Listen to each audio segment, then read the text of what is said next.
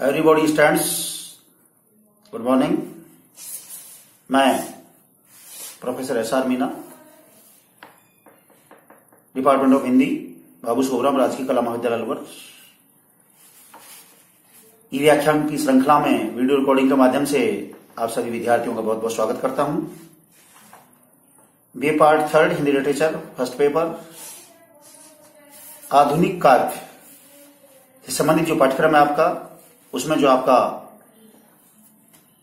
आपकी पाठ्यक्रम में जो संकलित कवि है जयशंकर प्रसाद, छायावाद का आधार स्तंभ कवि जयशंकर प्रसाद, उनकी जो आपके पाठ्यक्रम में संकलित कविता है आंसू, उनके पदों का पिछले व्याख्यान में मैं अनुशीलन करा रहा था। आज उसी से आगे आंसू कविता के प्रमुख पदों के विषय में आपको जानकारी दूंगा या उनकी व्याख्या करूंगा। आप ध्यान सुनिएगा। सुख आहत शांत उमंगे बेगार सांस ढोने में, यह हृदय समाधि बना है रोती करुणा कोने में। चातक की चकित पुकार श्यामा ध्वनि सरल रसीली, मेरी कर्णाद्र कथा की टुकड़ी आंसू से गीली। इस बात को आप अच्छी तरह से जानते हैं कि छायावाद के जो आधार स्तंभ कवि हैं जयशंकर प्रसाद जी, उनके काव्यों में कल्पनात्मकता, रहस्यात्मकता, सूक्ष्मता और प्रकृति का मानवीकरण बहुत ही बखूबी के साथ हमें देखने को मिलता है। तो इस आंसू कविता में आंसू एक विरह काव्य है जिसमें विरह संबंधी भावों का ही साहित्यकार यहां वर्णन कर रहा है। यह विरही भावों की अभिव्यक्ति करते हुए कहता है कि सुख आहत शांत उमंगे, अर्थात वह वही भावों को वर्णन करते हुए कहते हैं कि मैं अपने पुराने सुख को देख करके बहुत बड़ा आहत हूं। शांत उमंगे, और धीरे धीरे मेरे हृदय में शांत भावों से भरी हुई उमंगे लहरें उठती हैं बेगार सांस ढोने में। अर्थात मुझे लगता है कि मैं अपने इष्ट देव के प्रति या अपने प्रियतम की वजह से जो मैं विरह दशा झेल रही हूं, तो ऐसा लगता है कि मैं जैसे इन सांसों को भी एक जो ले रही हूं, मैं श्वास ले रही हूं, जी रही हूं, उन सांसों का आना जाना भी मेरे लिए वैसा ही प्रतीत हो जैसे मैं कोई बेगार ढो रही हूं।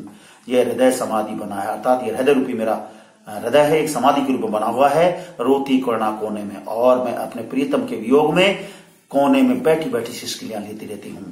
चातक की चकित पुकार श्यामा ध्वनि सरल सरसीली, और मेरी पुकार उसी प्रकार से लगती है चातक पक्षी अपने प्रियतम के लिए मानो बहुत ही करुणात्मक ध्वनि में, मधुर ध्वनि में कूक रहा हो। श्यामा ध्वनि सरल रसीली, अर्थात मेरी उसकी जो ध्वनि है बहुत ही मधुरता से भरी हुई है, सरलता से रसीली है। मेरी कर्णाद्र कथा की टुकड़ी आंसू से गीली। लेकिन आगे विवरणी आत्मा ये विरहणी सुंदरी कहना चाहती है, विरह भाव से भरी हुई सुंदरी कहना चाहती है कि मेरी जो विरही कथा है वो बहुत ही कर्णास्पद है, और जिसकी वजह से मेरे आंसू टुकड़े टुकड़े बन करके आंखों से निकल रहे हैं और मेरी आंखें सदा गीली रहती हैं। साहित्यकार बहुत ही कल्पनात्मक के साथ अपने आंसू कविता के माध्यम से विरही भाव का एक तरह से बहुत ही साक्षात वर्णन कर रहा है, सजीव वर्णन करता हुआ हमें नजर आ रहा है। अवकाश भला है किसको सुनने की कर्ण कथाएं। साहित्यकार कहना चाहता है कि आज का समय ऐसा आ गया है कि किसी के पास भी किसी के दुख को सुनने की कहीं कोई ऐसी आज समय ही नहीं है सुनने को कर्ण कथाएं। बेसुध जो अपने सुख से जिनकी हैं सुख व्यथाएं। साहित्यकार कहना चाहता है कि मैं ये कह देना चाहता हूं कि आज मुझे ऐसा लगता है कि आज आदमी के पास दूसरे का दुख सुनने की कहीं कोई फुर्सत ही नहीं है, बल्कि वह केवल अपने ही दुखों में, अपने ही सुखों में डूबा रहता है। जीवन की जटिल समस्या है बड़ी जटासी कैसी, उड़ती है धूल हृदय में किसकी विभूति है ऐसी। अर्थात ये जीवन है बहुत ही जटिलताओं से भरा हुआ है, जिसमें चारों तरफ हृदय में एक तरह से जटिलताओं समस्याओं रूपी धूल उठती रहती है, जिसकी विभूति किसकी है विभूति ऐसी, अर्थात किसकी ऐसी विभूति है, किसकी ऐसी राख भस्म है जो उसको जो प्रभावित नहीं होती हो। जो घनीभूत पीड़ा थी मस्तक में स्मृति सी छाया, दुर्दिन में आंसू बनकर वे आज बरसने आई है। अर्थात आज ऐसा लगता है कि घनीभूत मानी छाई हुई है कि मेरे अंदर आज, मेरे मस्तिष्क में, मेरे ललाट में, मेरे हृदय में, मेरे दिल में सभी जगह पीड़ा ने बुरी तरह से अपना आश्रय बना लिया है, छाई हुई है, जो मुझे बुरी तरह से प्रभावित कर रही है। दुर्दिन मानी बुरे, अर्थात बुरे रूप में आंसू बन करके मुझे मेरे अंदर बरस रही है, जो मुझे बुरी तरह से झकझोर रही, प्रभावित कर रही है। मेरे क्रंदन में बजती क्या वीणा जो सुनते हो, धागों के इन आंसू के निज कर्णापट बुनते हो। अर्थात मानो मेरे अंदर, मेरी आंखों के अंदर से विरह अवस्था के कारण जो आंसू निकल रहे हैं, उन आंसुओं के साथ ही ऐसा लगता है कि, और मेरी अंदर जो विरही भाव से भरी हुई जो आवाज, वीणा के तारों की तरह जो आवाज निकल रही है, उनसे ऐसा लगता है जैसे अपने यहां अंदर कर्णरूपी पट यानी वस्त्र का निर्माण हो रहा हो।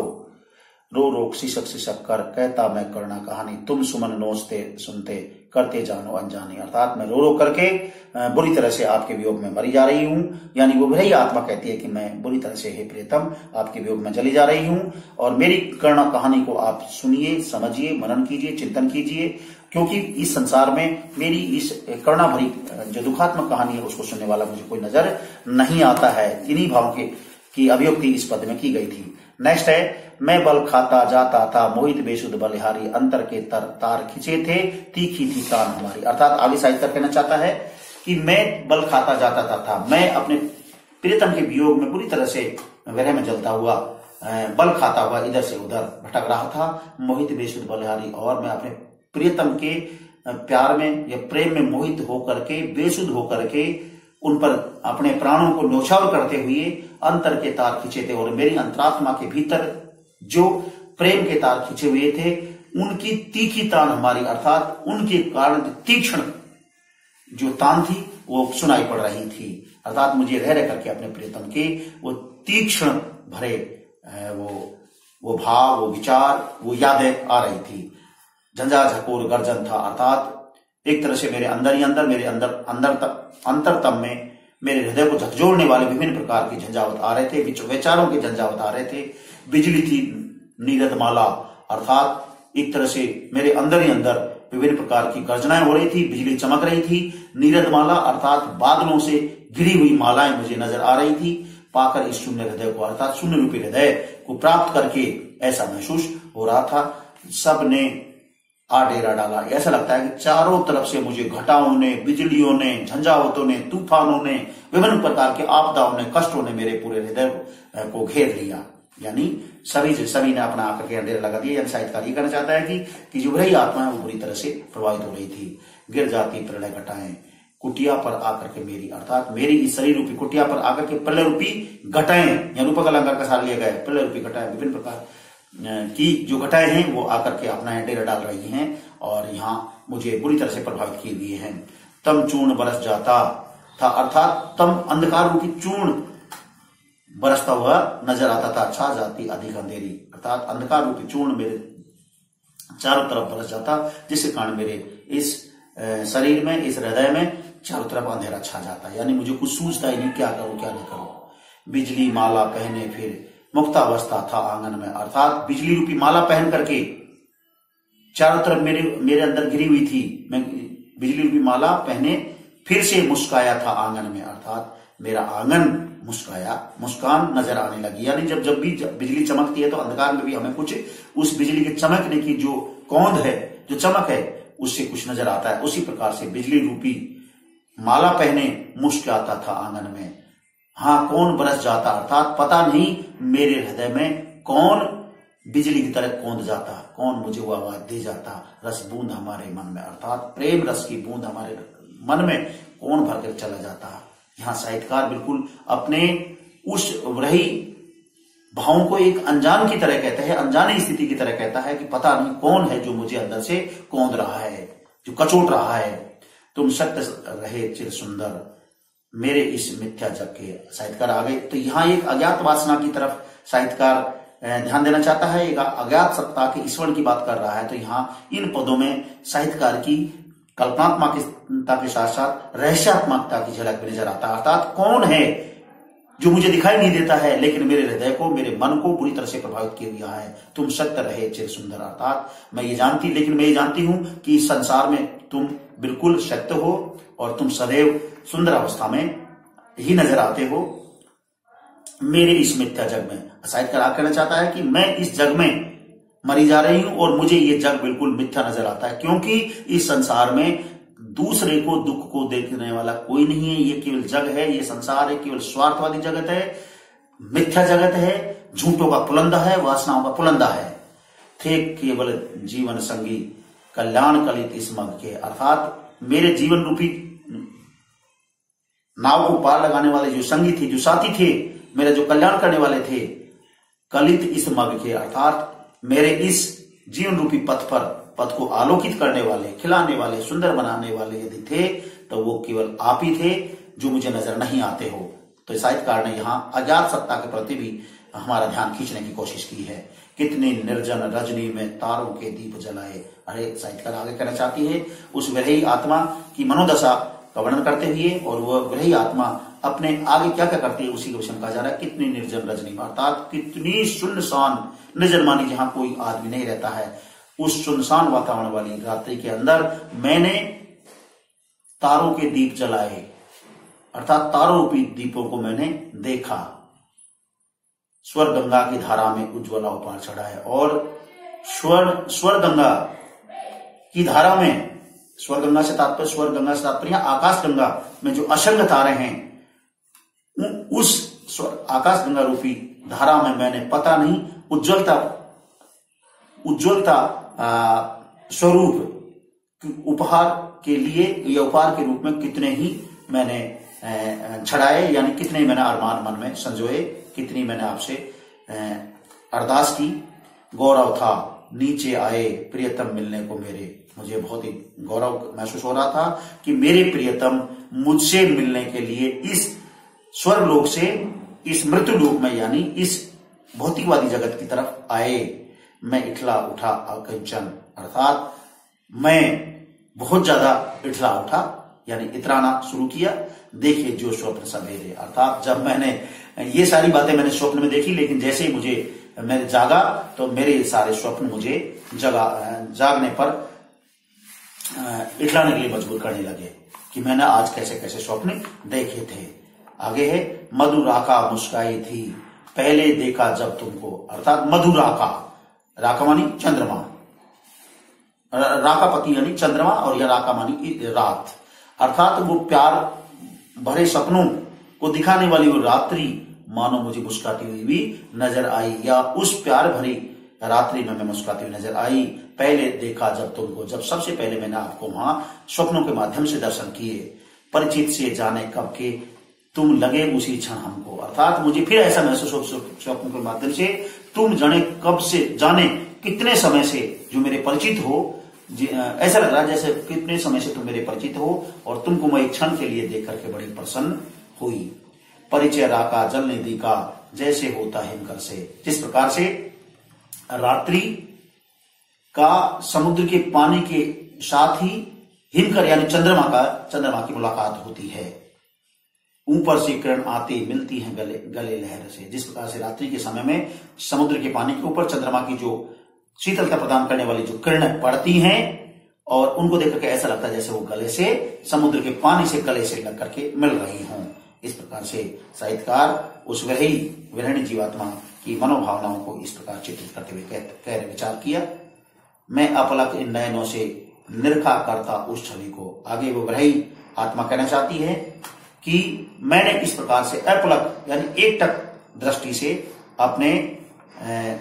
अपने नेत्रों से आपकी उस अलौकिक छवि को मैंने काफी निहारा, देखा। प्रतिभा डाल भर लाता कर देता दान सुकवि को, और मैं आपके यहाँ बार बार टकटकी लगा करके मुझे जो भी कुछ मिलता, प्रतिभा स्वरूप जो भी कुछ मिलता, उसको डाला करके मैं कवि को दान स्वरूप उन शब्दों को, उन मुलाकातों को, उन विचारों को कवि को प्रेषित करने के लिए दे देता। साहित्यकार ये कहना चाहते हैं। निर्झर सा झिरझिर करता माधवी कुंज छाया में। निर्झर सा, यहां सा जो वाचक शब्द है, तो इसको देख करके लगता है साफ साफ कि उपलंकार है कि निर्झर के समान, झिरझिर करता अर्थात निर्झर के समान, झरझर झरझर झरझर कल कल कल कल कल माधवी कुंज छाया में, माधवी रूपी कुंज की छाया में चेतना बही जाती थी। चेतना मानो बहती चली जा रही थी वो मंत्र मुग्ध माया में, और मैं इस सांसारिक मायावी जगत में मंत्रों से मुग्ध होकर के माया की तरफ बढ़ा चला जा रहा था। पतझड़ था, झाड़ खड़े थे सूखी सी फुलवारी में। अर्थात साहित्यकार आप कहना चाहता है कि मेरी जिंदगी में एक तरह से आपके अभाव में, हे मेरे अगम अगोचर, हे मेरे अलौकिक, हे मेरे अदृश्य प्रियतम, आपके बिना मेरा जीवन एक तरह से पतझड़ की तरह नजर आ रहा था। झाड़ खड़े थे, मानो मेरी जिंदगी में सब जगह झाड़ झंकारे नजर आ रहे थे। सूखी सी फुलवारी में, अर्थात मेरी जो फुलवारी थी अब मुझे सूखी सी नजर आ रही थी, सूखी हुई सी नजर आ रही थी, किसले नव कुसुम बिछाकर।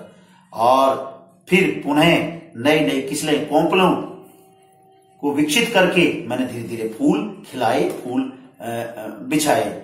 आए तुम इस क्यारी में, अर्थात मेरी इस जीवन रूपी क्यारी में आप पुनः फूल बिछाने के लिए आ गए हो। यानी मेरी जीवन रूपी क्यारी में आप, मेरे हृदय रूपी क्यारी में आप फूल बिछाने के लिए, यानी आनंद की अनुभूति कराने के लिए, संयोग अवस्था प्रदान करने के लिए आप मुझे दर्शन दे गए या आ गए, ऐसा मैंने महसूस किया।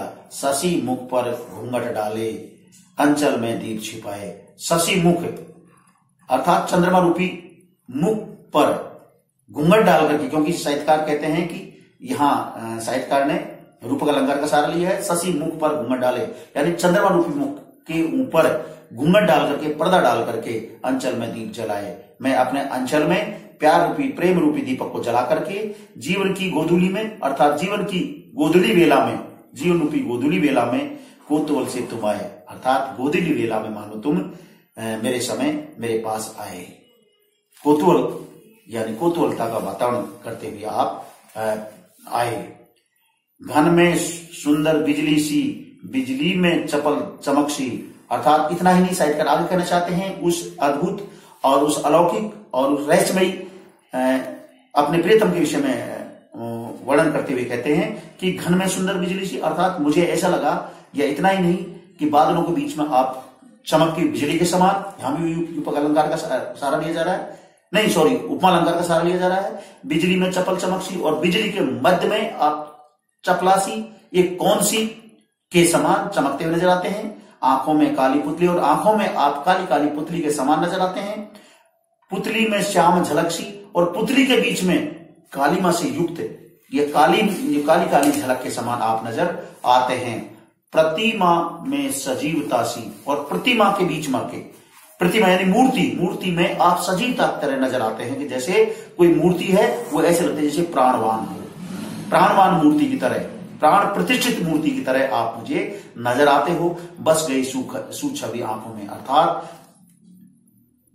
प्राण प्रतिष्ठा से युक्त मूर्ति की तरह आप मेरे इन आंखों में बस गए हो। आपकी सुंदर छवि आपकी मेरे नेत्रों में बस गई है। थी एक लकीर हृदय में जो अलग रही लाखों में, अर्थात मेरे अंदर एक विशिष्ट, एक अलौकिक प्यार, प्रेम से भरी हुई, प्यार से भरी हुई एक रेखा, एक पंक्ति, एक कतार नजर आ रही थी, जो लाखों में किसी एक को ही मिलती है। इस तरह से मुझे आपका अद्भुत अलौकिक प्रेम, प्यार नजर आ रहा था।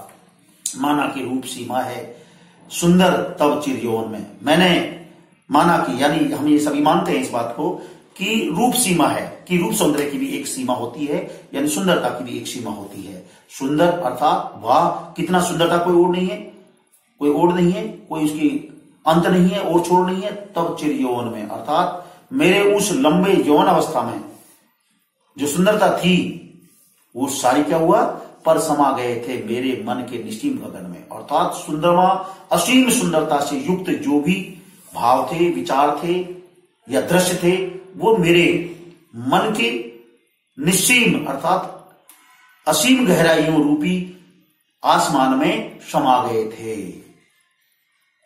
लावण्य शैल राईसा, अर्थात जो आपकी लावण्यता है, सुंदरता है, वो पर्वत के समान राई, लावण्य शैल अर्थात जो पर्वत के समान अचल और अद्भुत एक तरह से जो सुंदरता थी, वो राईसा अर्थात राई के समान मेरे अंदर समा गया। जिस पर वारी बलिहारी, अर्थात मैं ऐसी सुंदरता पर अपने आप को बलिहारी जाता हूं, यानी अपने प्राणों को न्यौछावर करने के लिए तैयार हूं। उस कमनीयता कला की सुषमा थी प्यारी सी, अर्थात उस कमनीयता, कमनीयता मानी सुंदरता, अर्थात कमनीयता सुंदरता से भरी हुई जो कला थी और जो सुषमा थी, जो सुंदरता थी, प्यारी प्यारी सी जो नजर आती थी, उस पर मैं अपने आप को न्यौछावर करती हूं।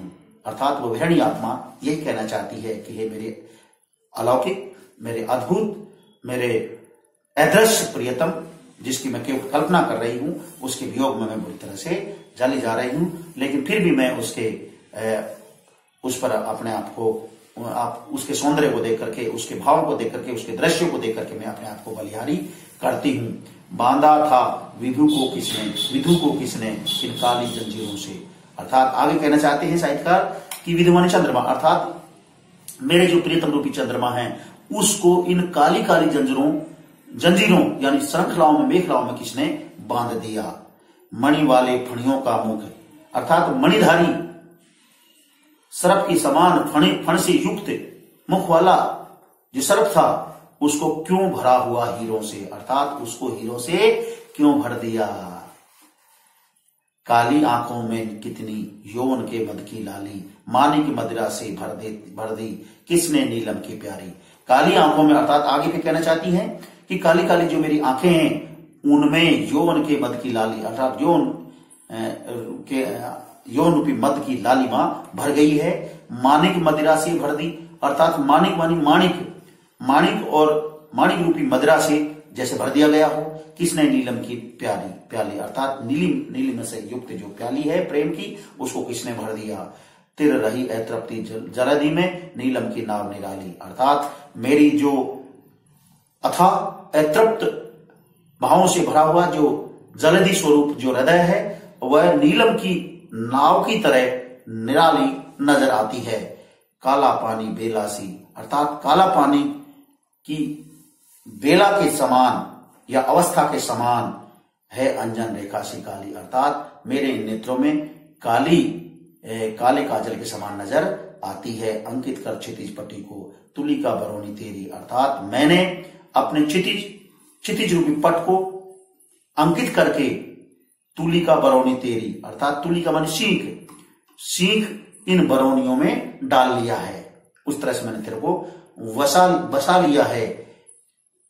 कितने घायल हृदयों की बन जाती चतुर्ची तेरी, अर्थात निश्चित रूप से हे मेरे अगम, मेरे अज्ञात अद्भुत प्रियतम, कितने ही घायल यानी कितने ही आपके वियोग में जो जीवात्मा है, जो विरही हैं, जो विरही प्राणी हैं, वो चतुर्ची तेरे कितने ही हैं जिनका हृदय आपके वियोग में घायल हुआ पड़ा है। उनके विषय में मैं आगे क्या कहूं, क्या वर्णन करूं। कोमल कपोल पाली में सीधी सादी स्मित रेखा। आगे एक साहित्यकार कहना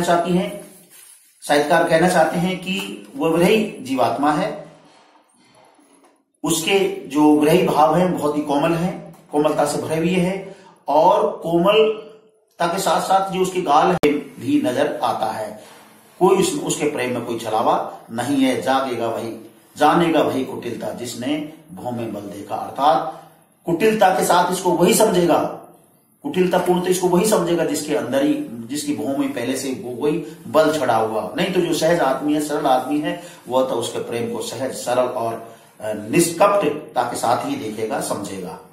विद्रुम सीपी संपुट में, विद्रुम मानी पेट, अर्थात सीपी संपुट में, अर्थात जिस प्रकार से विद्रुम के पेट के अंदर और सीपी के अंदर मोती के दाने कैसे, अर्थात सीपी के अंदर मोती कैसे छिपा रहता है हंस न सुख यह फिर क्यों चुगने की मुद्रा में, अर्थात न यहां पर कोई हंस है, न यहां पर कोई तोता है, फिर भी चुगने की मुद्रा में ये क्यों खड़े हुए हैं, क्यों डटे हुए हैं। भावार्थ यह है कि यहां कोई ऐसी कोई स्थिति नहीं है, उसके बावजूद भी कुछ लोग इस स्थिति को देख करके क्यों ऐसा भाव बनाए हुए हैं।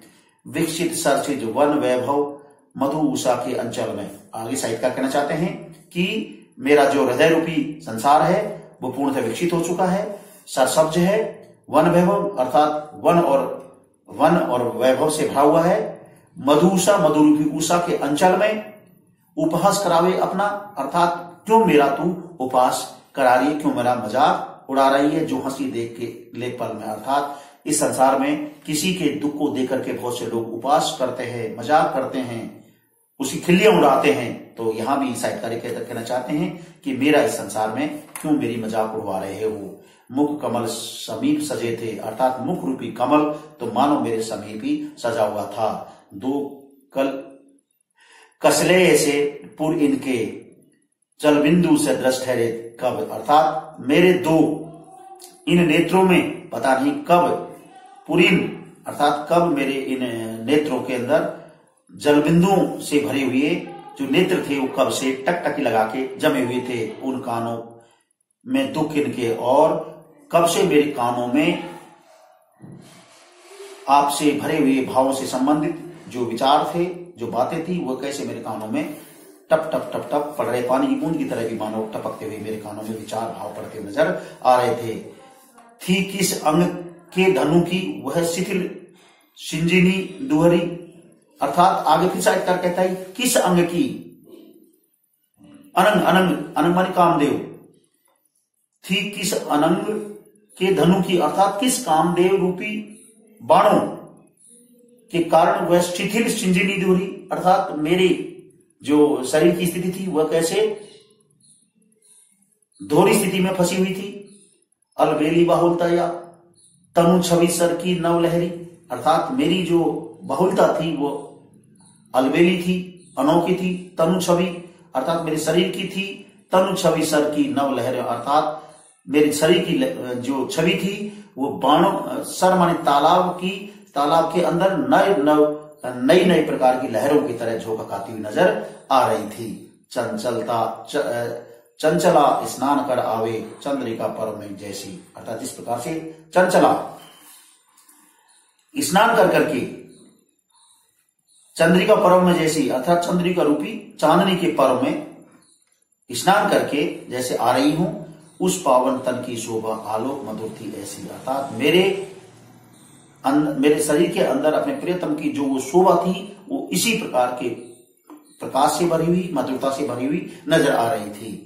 छलना थी तब भी मेरा उसमें विश्वास घना था, अर्थात मुझे ये भी पता था कि मेरे साथ ये एक तरह से छलना ही नजर आ रही थी, तब भी मेरा विश्वास बराबर बना हुआ था, मेरा विश्वास खूब डटा हुआ था, मेरे विश्वास में कोई कमी नहीं थी। उस माया की छाया में कुछ सच्चा स्वयं बना था, अर्थात उस माया रूपी छाया के अंदर भी मुझे फिर भी कोई न कोई अपने आप को सच्चाई दिखाने वाला कोई न कोई मुझे नजर अवश्य आ रहा था, अर्थात इस संसार की जो सच्चाई है उसको बार बार सही मायने में दिखाने वाला मुझे भी फिर भी कुछ नजर आ रहा था। वह रूप ही केवल यह रहा हृदय में, उसमें जड़ता की सब माया थी चैतन्य समझकर मुझ में, अर्थात मुझे बार बार वह रूप सौंदर्य बार बार याद आ रहा था। रूप ही केवल, अर्थात वह रूप मुझे केवल नजर आ रहा था, रहा हृदय में भी उसमें, अर्थात मेरे हृदय में वह रूप ही नजर आ रहा था। जड़ता की सब माया में, मुझे सांसारिक माया में भी जड़ता नजर आ रही थी चैतन्य समझकर मुझ में, अर्थात मुझ में इस जड़ता भरे संसार के अंदर, जड़ता भरे मायावी संसार के अंदर मेरे अंदर वो चैतन्यता से युक्त कुछ बातें, कुछ भाव, कुछ विचार फिर भी समझ आ रहे थे।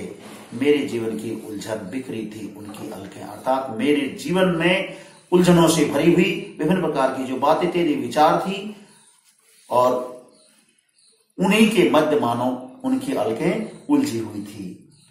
पीली मदिरा किसने थी बंद हमारी पलकें, अर्थात हमारे प्यार भरी जो मधुरा थी, प्रेम भरी जो मधुरा थी, उसको हमने बंद पलके करके पी लिया था, जान लिया था। जो जो उलझन बढ़ती थी बस शांति व्यस्ती बैठी थी, जो जो उलझन बढ़ती से तात्पर्य जो जो मेरी वो विरणी जीवात्मा कहती है, वो विरणी सुंदरी कहती है कि जो जो मेरे प्रियतम के प्रति मेरे वो प्यार भरे, वो प्रेम भरे भाव बढ़ते जाते, यानी उलझते जाते, त्यों त्यों मेरे अंदर शांति की भावना बढ़ती जाती, यानी दिल को शांति मिलती, मन को शांति मिलती, और मेरी जीवात्मा अंदर ही अंदर से, मेरी आत्मा रूपी सुंदरी अंदर से प्रफुल्लित होती हुई नजर आ रही थी। उस बंधन में सुख बंधता करुणा रहती थी ऐठी, अर्थात मेरे अज्ञात अगम प्रियतम के प्रति जो प्यार था, जो प्रेम था, जो बंधन था, उस बंधन में बंधा होने के पश्चात भी मुझे सुख का एहसास हो रहा था। करुणा रहती थी ऐठी, अर्थात हमेशा मुझे करुणा से भरी हुई ऐंठन ही नजर आते थे। इस प्रकार से साहित्यकार ने इस आंसू कविता में अपने विरही भावों को बहुत ही मधुरता के साथ, कल्पनात्मक के साथ और अलंकारिकता के साथ, सूक्ष्मता के साथ उनको मानवीय रूप प्रदान करने की चेष्टा की है। तो ऐसा भी लगता है कभी कभी कि जैसे इसमें किनकई के पदों में साहित्यकार ने प्रकृति का मानवीकरण किया हो या इस कविता के माध्यम से मानवीकरण अलंकार की भी सहारा लिया हो। तो आज के व्याख्यान में बस इतना ही, और इस व्याख्यान के साथ ही आपकी जो ये जयसिंह प्रसाद जी की आंसू कविता है ये यहीं समाप्त होती है। आप सभी को बहुत बहुत धन्यवाद।